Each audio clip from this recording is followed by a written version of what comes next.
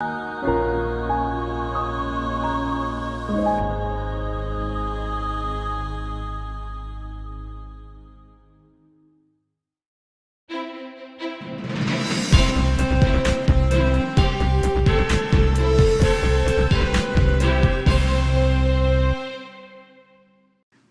back, everyone. Thank you for tuning in to episode 2 of Decoding Wealth. I am your host, Daniel Duhart. I received a lot of great feedback around episode 1 as we decoded the Build Your Own Bank strategy. We have another great guest and topic for you today as we will be decoding investing in the stock market. Personally, I feel that in today's times, everyone should have a general understanding of the stock market. And so today, what I want to do is just provide a brief overview of or a foundation, if you will, and then we'll jump ahead and bring on our special guest, our subject matter expert for today's topic. So first, when you're looking at the stock market, it's a couple different things that I want to preference or talk about first. First, whether it be, what is the stock market, what are stocks, and then lastly, where does stocks come from? So when we're looking at what is the stock market is a public market that exists for issuing, buying, and selling stocks that are traded on a stock exchange. And then when we look at stocks, which are also called equities, um, are securities that give shareholders ownership interest in a company. So when you're purchasing stock, you do have ownership interest in the company that you are investing in. And then lastly, where does stocks come from? So public companies, they issue stocks to help fund their business. And then investors who think that that particular company is going to prosper in the future can simply buy stock or invest in that particular company. And then in return, that shareholder or investor would receive any dividends plus any appreciation in the price of those particular shares. Now, as you would with anything else, you will want to make sure that you're doing the proper research when you're looking to invest in the stock market. Right, so you want to make sure that you are trying to find good value when you're searching for stock or companies, especially when you're looking at a long-term strategy. So you want to make sure that you are looking at the strength and stability of that particular company, and then ultimately the stock's fundamentals. Because as I've referenced, you are becoming a part owner in that particular company, so that you want to make sure that you're doing or your due diligence with just doing a proper analysis or homework, if you will, when you're looking to purchase stock. And then lastly, you want to make sure that you understand the risk and the reward that's associated with your involvement in the stock market. The stock market, it allows you to purchase stock or own stakes for some of the largest companies in the world.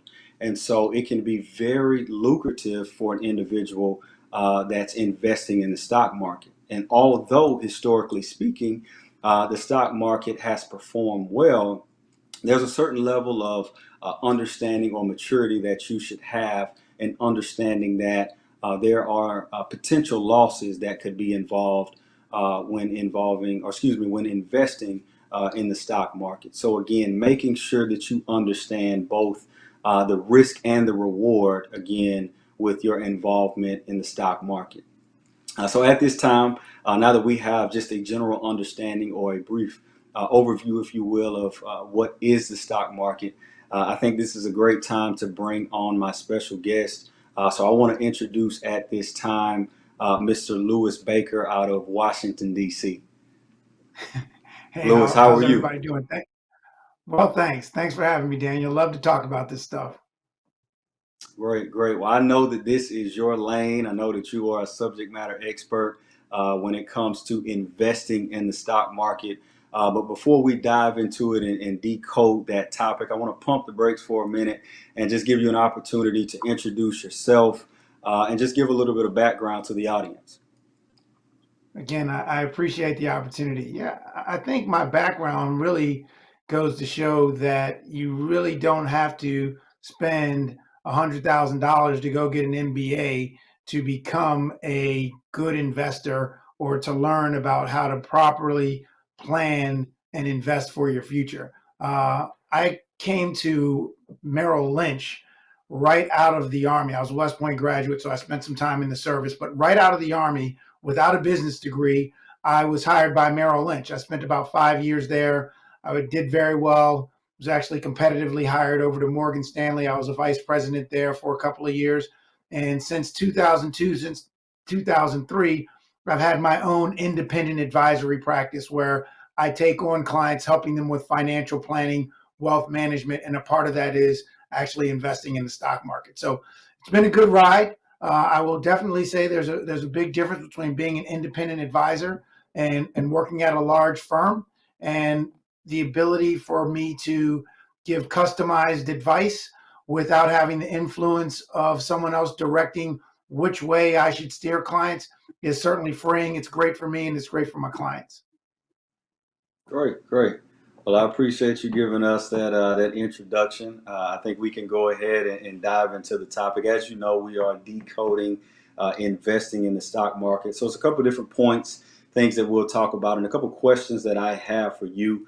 So starting off, Lewis, I'll start with, personally, why do you feel it's important as an individual to invest their hard-earned money into the stock market?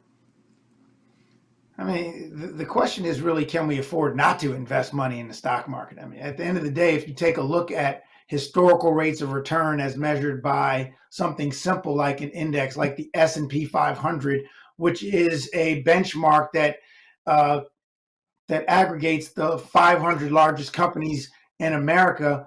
By those standards, historically, the S&P 500 has returned 10% per year. And that's just a ballpark figure that we use when it comes to financial planning. If you contrast that 10% rate of return with what you may be able to achieve in a savings account or with a CD, it's astronomical. Even if I gave you a 2% savings rate right now, if you looked at 2%, investing $1,000 today and $500 a month for the next 20 years, you'd end up with about $150,000, about $148,000. If you took that same 2%, you took that same $1,000 today, added $500 to it a month in the S&P 500 or stock index that was able to achieve that historical rate of return average around 10%, that sum of money would be not 148, but 368. So that's a couple $100,000 extra. So when you really think about, should I invest in stocks? I think you should be asking yourself, can I afford not to? And yes, there are other things besides savings accounts and stocks. There is real estate.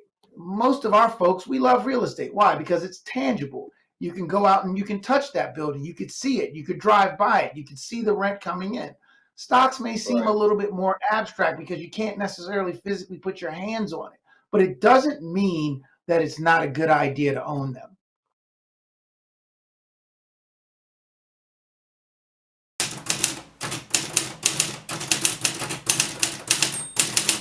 Have you seen more people now trying to do wills and estate planning now that we've gone through, are still going through the COVID-19 phase of our lives? I've seen a lot more people trying to do that, to have wills, to have healthcare directives, to even to the point of having living trust. For example, a will goes through probate, so it's public knowledge. But trusts are not public knowledge, so families are really starting to take a hard look at, what if I'm incapacitated?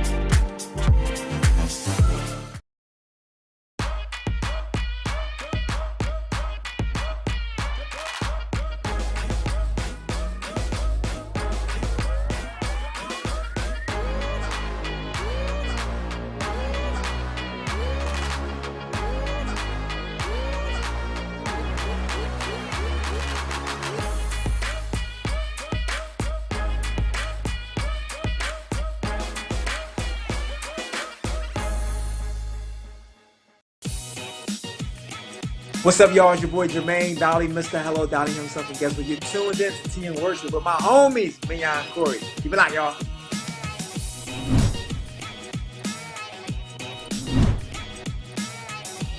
Hey y'all, it's Candy West, and you're watching Tea and Worship with Mignon and Corey.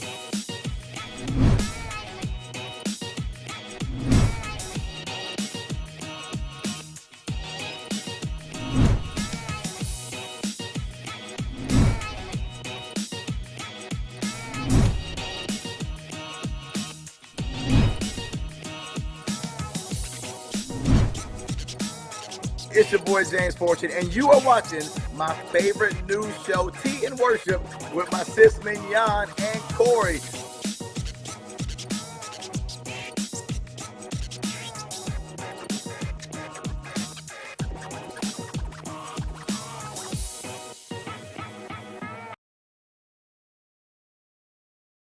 Over the years, with dealing with different clients investing in the stock market, what are some of the drawbacks that you've seen, or why do you feel that people don't invest in the stock market?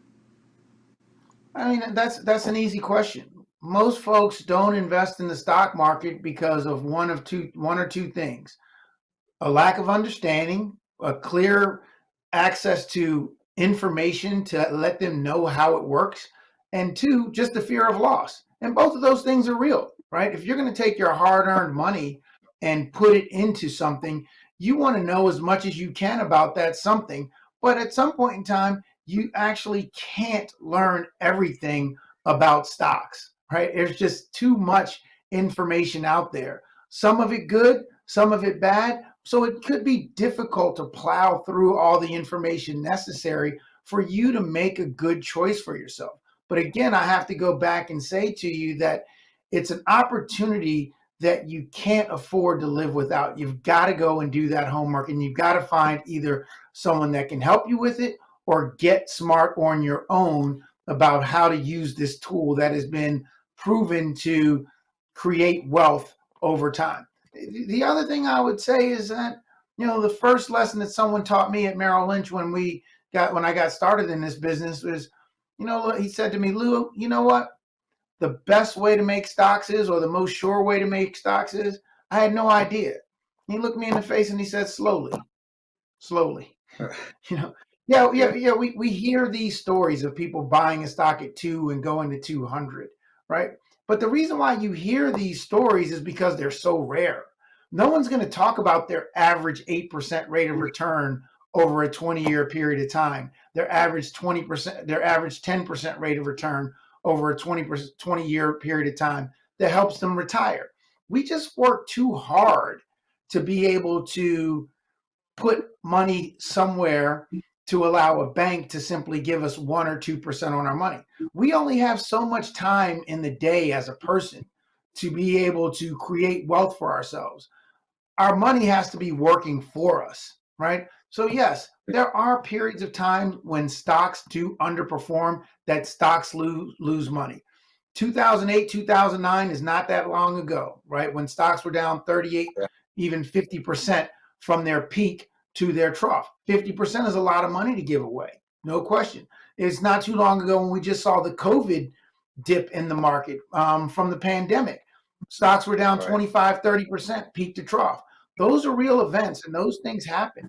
But at the end of the day, when you're investing for the long term, and you've got a plan to accommodate these things that do happen, these dips in value, these times where instead of being afraid to own stocks and want to sell them, that you really have some courage to go in there and realize that I should be buying stocks right now, right? If you can put some planning up front, we can be prepared for those situations and use this tool over the long term to create wealth. Right. No, and I think you touched on a lot of great points, especially with, the drawbacks that people may have around like why they don't invest in the stock market. As you touched on, a lot of times it's just a lack of understanding or education around that.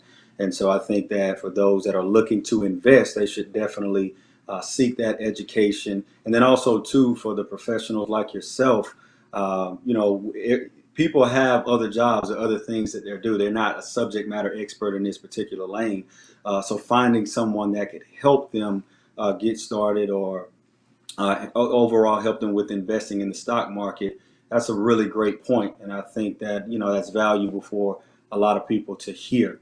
And then also too, if I'm looking at it from whether I'm someone that's already investing in the stock market, or even if I'm someone that wants to begin investing in the stock market, what would be your advice to me in terms of, what makes stocks valuable, and how would I know what to invest in? That's a great point that you make. You either got to get smart or you got to get help, right? I mean, one or the other. Right. Either you're going to do your own homework, you're going to do your own research, you're going to buy books, you're going to listen to podcasts, you're going to do all that stuff for yourself, or you need to get somebody to help you. I happen to be in one of those camps that I think it's better for you to get someone to help you. I mean, I'm biased in that regard, but I've been doing this for 27 years now. So I've seen a lot of mistakes. I've made a lot of mistakes myself. So I know that there are certain ways to go about doing things to mitigate your risk. First one of those things is having a plan. And you say, well, how can I get started? When can I get started? The earlier you start, the better, right? The earlier you start recognizing that putting a little bit of my money in the market, putting it at risk in hopes of making a return over time is a great strategy. I'm not telling anyone that they should take their emergency reserve fund and put it in stocks, even though the odds are in their favor that they will make money over time. Chances are when you need that money, when you need that emergency cash, is going to be the exact wrong time for you to go in the stock market and get it.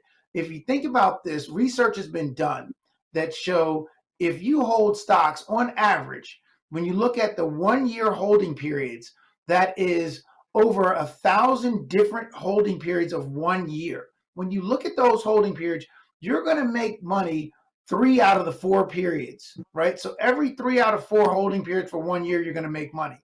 If you look at the 5-year holding periods, you're going to make money 87% of the time. If you hold money in stocks for a 10-year holding period, you've made money 95% of the time. You've made money. Wow. You've come out positive. If you stretch that out one more phase to 20 years, there hasn't been a period in time in stocks where you've held 20 years and haven't had a positive rate of return. So you've got to have that long-term perspective about doing it.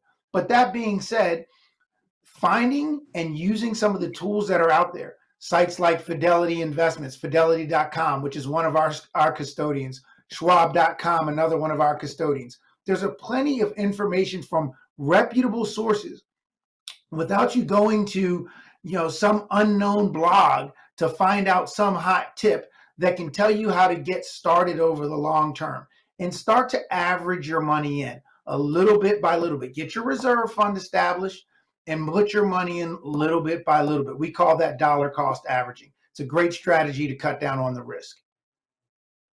Makes sense. And as you mentioned, longevity is key. I think even with the statistics that you provided, that proves that, the longer, and then even too, with starting as soon as possible is key. And that leads into the next question that I have for you.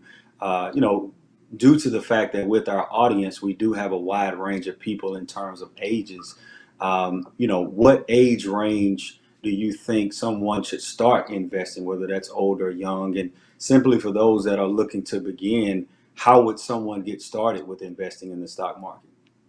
Sure. As soon as you can afford, to put some money in the stock market, you should be putting some money in the stock market. And again, I'm not telling you to take your family's cash reserve fund, but if you are a young person and you've got your first job, I don't care whether you're 16 or 18 or 21, you should be taking a piece of that money, whether it's $25 a month, $50 a month, $100 a month, and you should be putting some money in the stock market. Are you asking me if I did that since I was 18 years old? I wish I had been. Okay, so I know it's hard, but there was no one like me telling me to do it either. So I'm telling you right now, there's never a too early time for you to start putting money in stocks.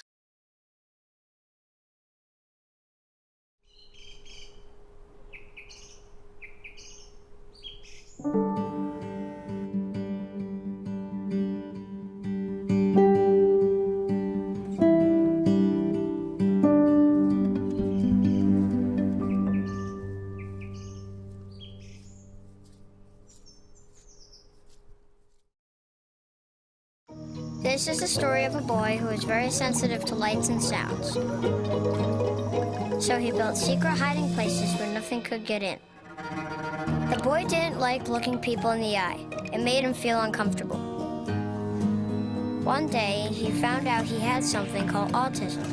His family got him help, and slowly, he learned how to live with it better. Early intervention can make a lifetime of difference. Learn the signs at autismspeaks.org.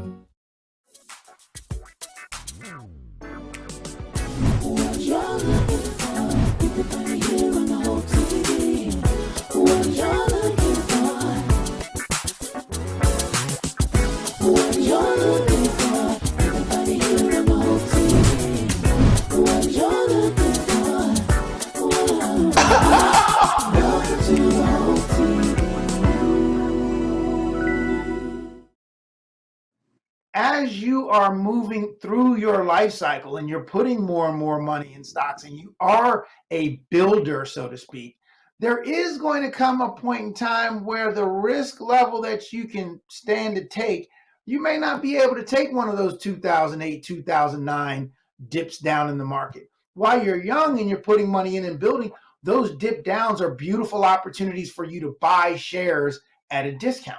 Just like you going into a clothing store and seeing something on sale. When you're buying high credit quality companies, you can do that. And I realize that it's hard to do that homework. Well, what's a high credit quality company? Well, one that's making money and continuing to make money and growing their earnings, how much money they're making year over year is a high credit quality company. But I understand that that might be hard to do. So Wall Street has kind of made it easy by inventing a product that's been wildly popular called a mutual fund. You're going to have to take some blind faith at something. You're not going to know it all right away. A good way to do something that will, number one, diversify you so you don't have all your eggs in one basket, is to simply buy a mutual fund, an index fund like the S&P 500, where you're investing in the largest 500 companies in America. Putting a little bit of money in one of these index funds, you can start to build an investment portfolio. As your needs change, as you have more specific goals that you're trying to meet, you can start to pick out different types of investments to reach those goals. You'll start to see and you'll start to learn that different investments have different characteristics from a volatility standpoint and even from a return standpoint. Do you want your return to look like this, or do you want your return to look like this? I guarantee you, if you want your return to look like this, in the midst, it's going to look like this. All right. So it's never too early. You do have to be cognizant of where you are in your life cycle about how much money you're going to commit to stocks, what types of stocks you're going to buy. You know, at the end of the day, these are representations of future cash flows of companies. Some companies may not be cash flow positive, but their potential, the potential that investors see in them to generate future cash flow is high. Those are what they call growth stocks. Those are new kind of companies versus value-oriented stocks, something like you're in Atlanta Gas and Light. And Atlanta Gas and Light has been making money for a long time, but there's not going to be that many more customers coming to Atlanta that people are going to speculate that they're going to make, 2 and 3 times as much money year in and year out. That's a value stock. In fact, that for that value for holding it, they'll pay you some cash payments on a quarterly basis, and they call that a dividend. That's another benefit, not just growth of the share price, but dividends that they're paying out of their earnings is another reward you get for holding on to stock. So there are places to get started. Reputable sites, Fidelity.com, Schwab.com are our custodians, and there's plenty of information there for you to find. Gave them a shameless commercial, right? Well, I appreciate you, for sharing that information. A couple different things that we talked about. Appreciate all of the answers to those questions. In closing, for those that, whether you're already investing in the stock market or, again, if you're someone that's just now beginning to invest in the stock market, is there anything any advice that you would want to provide, or just any closing remarks around investing in the stock market for our audience? I do. You got to plan first. I don't care whether your plan is, hey, I looked at my budget and I can take $100 a month to spare and put this together. If that's your plan, that's your plan. There's strategies that go along with that plan, right? You want to go from point A to point B. You feel like I want to be in stocks to do that. Okay, well, let's put that plan together so you can account for the things that don't go your way. So you can account for that volatility, right? You can account for that downdraft that is going to happen. I've seen in my short career, I've seen 2 time periods where the market's been cut in half, 50%, right? So I feel like we can make a plan for that. But before you start putting your hard-earned money away towards a goal, let's have a plan first. So financial planning before you invest is what I would suggest. Got it. So having a plan is key. Got it. Got it. Absolutely. Well, again, Lewis, man, I can't thank you enough for taking the time out to speak with me today and just provide some insight around investing in the stock market. As I've said before, I know that you are a subject matter expert in this area. I'm pretty sure that my audience is gonna appreciate the information that you had to provide. I'm sure I will be talking with you soon, man, and I hope you enjoy your weekend. Thank you again. Appreciate the opportunity to speak with you all. Got it. Well, everyone, as you can see, it's a lot to unpack and to learn from this particular episode as we really broke down talking about investing in the stock market. And we talked about a couple of different things, whether it be, simply what is the stock market, what are stocks, where do stocks come from.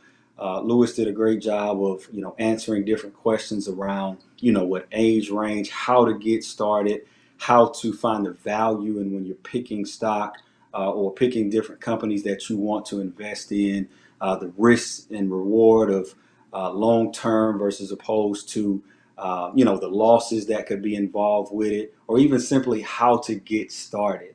It's so many different things to unpack. So I would encourage you to go back, rewatch this episode, share it with a friend that you think this information would be beneficial for or to. And also, too, I'm sure that you all may have some comments or questions. So feel free to drop them in the comment section below. My social media outlets will be at the bottom of the screen, as well as an email or a QR code, for those that would like to schedule maybe a one-off conversation to have a deeper dialogue. I would love to hear from you and further this discussion. I'll leave you with a quote that I feel relates to this series of topics with decoding wealth. And it's a familiar quote, which is knowledge is power. And as I've said before, now I don't think that that's 100% true. Applied knowledge is power. It's all about what you do with the information that you have. So keep that in mind as we decode these various topics and strategies. And as you understand different ways to leverage them for your personal situation, again, applied knowledge is key. Thank you again for tuning in and watching episode 2. Stay tuned for the details around episode 3. We will have another great topic, another great guest that will be on the show. Again, thank you for tuning in, and I hope you all have a great weekend.